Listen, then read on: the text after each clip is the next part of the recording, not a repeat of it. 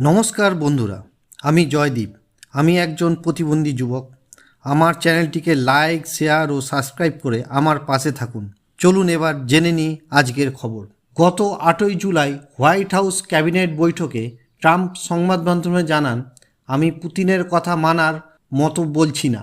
তিনি বুলশিট ছুটছেন, যা সুন্দরভাবে শোনা যায় কিন্তু শেষ পর্যন্ত কোনো মানে নেই। তিনি আরও জানালেন, তিনি একটি বিল বিবেচনা করছেন যা সেনেটে উত্থাপিত হয়েছে। এতে রয়েছে রুশ তেল, গ্যাস, ইউরেনিয়াম সহ রপ্তানিতে 500% পর্যন্ত উচ্চ শুল্ক আরোপ।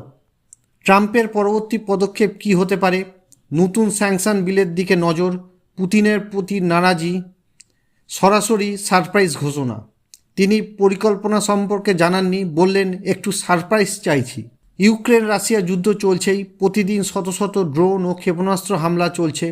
ইউক্রেনকে ডিফেন্সিভ অস্ত্র পাঠানো হবে জানালেন ট্রাম্প। ফ্রান্সের প্রেসিডেন্ট ম্যাক্রো বলেছেন, ইউরোপ ইউক্রেনকে ছেড়ে দেবে না। সেনেটের দুই নেতাই লিন্ডসে গ্রাহাম ও রিচার্ড ব্লুমেন্থাল কর্পাস বিলের স্পন্সর।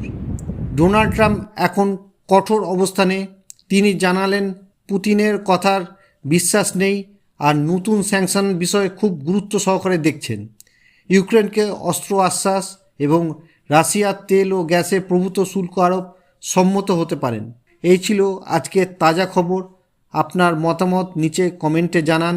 রাশিয়ার উপর আরও স্যাংশন আনা উচিত কিনা? ভিডিওটি পছন্দ হলে লাইক, চ্যানেল সাবস্ক্রাইব করতে ভুলবেন না। ফিরে দেখা হবে পরবর্তী আপডেটে। সাবধানে থাকুন, নিরাপদে থাকুন।